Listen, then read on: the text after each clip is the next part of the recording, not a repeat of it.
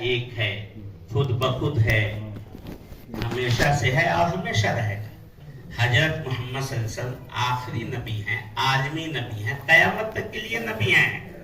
یہ تو بچوں کو بتایا جائے گا۔ حضرت نبی معصوم ہوتے ہیں، بے گناہ ہوتے، نبیوں سے کوئی غلطی نہیں۔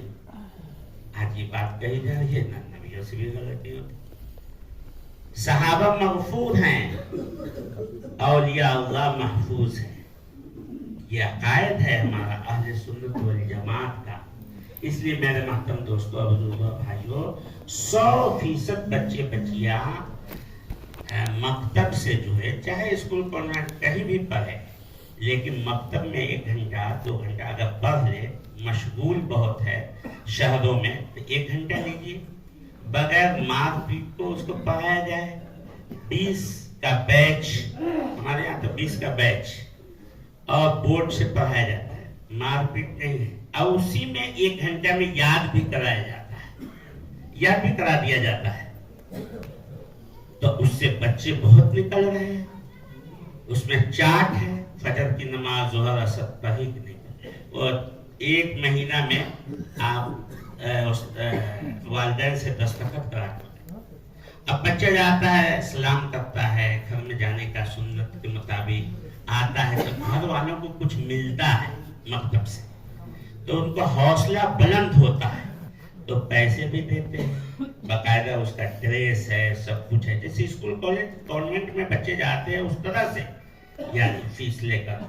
تو الحمدللہ بہت فائدہ ہو رہا ہے، اور اس کی نگرانی ہر 3 مہینے پر ایگزام، 6 مہینہ سالانہ فنکشن اس میں دکھلایا جاتا ہے گارجین کو لے کر، ہر مہینے رپورٹ، مقدار خواندگی کہ کون سا بچہ کی کتنی حاضری ہوئی، اب کتنے اسباق اس کو یاد ہوئے ہیں، کہاں تک یہ پہنچا ہے، اس کے مطابق یہ رپورٹ، تب وہ اس کو کہتے ہیں منظم۔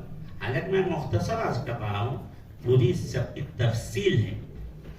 تو نصاب تو جو بھی آپ چلانا چاہیں، اس میں کوئی حرج کی بات نہیں، بمبئی والے، فرنٹیج والے بھی، بنگلور والے سب چلا رہے ہیں، لیکن پہلا مسئلہ تو ہم دل پر لیں، اب منظم مکتب جس کا رزلٹ صحیح آئے صاحب، تب جا کر کام ہوگا، تب ہوگا۔ 100 گھروں کی آبادی ہے مسجد کے متعلق، 1 گھر میں 3 بچہ بچی ہے، تو کتنا ہوا؟ 300۔ ہم راضی ہیں نا، ہمارے مکتب چلتا نا ہے، 50-60 بچے ہیں، 1 استاد، کیا رزلٹ آئے گا؟ کیا رزلٹ آئے گا؟ اب بولیے 1 کافی ہے؟ نہیں، وہ 300 بچے بچیے کا لسٹ، فہرست سروے کر کے بنایا جائے، ان کو لایا جائے، اور 1 استاد پر 50، تو کتنا ہوا؟ 6 استاد کی ضرورت ہے، 15,000 1 استاد کو دیں گے، تو کتنا ہوگا؟ 90، 1 لاکھ، 90,000 1 لاکھ مان لیجئے، پوری 100 گھروں کی آبادی ہے۔ کیا ہم جو مقصد حیات ہے، ایمان، اللہ نے اتنا قیمتی دولت دیا، قرآن اور شریعت دیا ہم کو، جو آسمان زمین سب برداشت نہیں کر سکی، وہ اللہ نے ہمیں دیا، اس پر خرچ نہیں کیا جائے گا، اس کے سکھانے والوں پر خرچ نہیں کیا جائے گا، تو کہاں ہمارا؟ تو گویا کہ مقصد سے ہم دور ہیں۔ 1 بچہ جو دنیاوی فنون کے لیے جا رہا ہے، لاکھوں مہینے میں، لاکھوں سال میں خرچہ ہے، اب پوری بستی 100 گھروں کی آبادی 1 لاکھ روپے نہیں خرچ کر سکتا ہے، جس مقصد کے لیے اللہ نے جان، مال، وقت اور صلاحیت، جو کچھ زندگی دیا ہے، اسی مقصد کے لیے۔ ایمان کی وجہ سے دنیا کا قیام ہے، جس دن ایمان والا نہیں ہوگا، دنیا کو ختم کر دیا جائے۔ اللہ، حدیث شریف میں ہے، ایک اللہ اللہ کہنے والا جب تک باقی رہے گا، قیامت اللہ نہیں لائے گا۔ جب ایک بھی نہیں ہوگا تو قیامت آ جائے گی۔ اب اس کی اہمیت ہم کتنا دے رہے ہیں؟ ہمارے اللہ اللہ کہنے کی برکت سے دنیا کا نظام چل رہا ہے، یہ باطل طاقتیں دندنا رہی ہیں، چاہے جو کچھ ہو رہا ہے، ہم اس پر جس کے لیے ہم پیدا کیے گئے ہیں اللہ نے ہمیں دیا ہے اور انسانیت کے لیے بھیجا ہے. اخرجت للناس، ہمیں انسانیت کے لیے نکالا ہے کہ ایمان اعمال دنیا میں پھیلائیں، ہر انسان تک پہنچے، قیامت تک پہنچے. اس پر کتنا خرچہ ہے، اس کی اہمیت بتائی جائے. بستی کے اندر لوگوں کو جمعہ میں اور اس کے آمادہ تیار کر کے اساتذہ کو رکھا جائے اور ان اساتذہ کرام کی اچھی تنخواہ اور سہولیات دے کر تاکہ ایک سوئی کے ساتھ اس میں لگے، تب جا کے مکتب کا نظام چلے گا. لوگوں نے یہ بھی سوچا کہ 10 مثال کے طور 10 مساجد میں حفظ کا نظام، جہاں مار پیٹ نہیں ہے، چاٹا سے بھی نہیں مارا جاتا ہے. ہمارے یہاں بیٹ ہے، چاٹا بھی نہیں لگا سکتے. اب خوشگوار ماحول میں آپ اس کو پڑھائیے جس کے مقدر میں تو خوشحال گھرانے کے لوگ پڑھا رہے ہیں. اب بچے بھیج رہے ہیں. ایک بچہ 4 سال کا آیا، کہا کتنا دن ہے، کہا 1 سال. ابھی وہ 5-6 مہینے نورانی قاعدہ ہم پارہ ختم کر کے تیسرا پارہ میں. خوشحال گھرانے کے بچے آئیں گے. اور جب خوشحال گھرانے کے بچے 30 بچہ ایک مسجد میں حفظ کرے تو 10 مسجدوں میں کتنے ہو جائیں گے؟ 300 بچے ہوں گے. 300 بچے جب خوشحال گھرانے کے آئیں گے، اس میں تو ہمارا کوئی خرچہ نہیں، بلڈنگ بنانے کی ضرورت نہیں پڑی، کھلانے کی کوئی ضرورت نہیں، چندہ کی کوئی ضرورت نہیں. تو کیسے ہوگا بھائی؟ تو وہ ایک بچے سے 500 فیس لی جاتی ہے. تو 30 سے کتنا ہو گیا؟ 15,000. استاد کی تنخواہ نکل گئی. اب بغیر کچھ کیے، بغیر ٹینشن کا 300 بچے حافظ ہو جائیں گے کہ نہیں؟ اب حفظ کرنے کے بعد بچے کچھ مثال کے طور پر دنیاوی تعلیم میں چلے گئے، انجینئرنگ، ڈاکٹر، سب.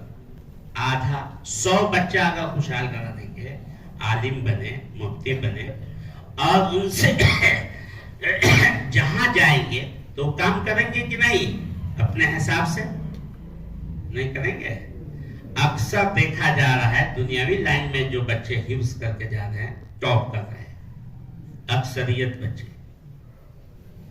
اس سمجھ نہیں کہ آگے ہم لوگ یہی نہیں سوچے حفظ والوں میں اردو پڑھنا لکھنا، پھر انگریزی، میتھمیٹکس پڑھا دیا جائے 1 گھنٹے اس میں، پھر کمپیوٹر، تاکہ وہ کورے نہیں رہے. حفظ کرنے کے بعد کورا نہیں رہے کہ بورڈ پڑھنے نہیں آئے، کچھ نہیں کرنے آئے، کمپیوٹر سبق.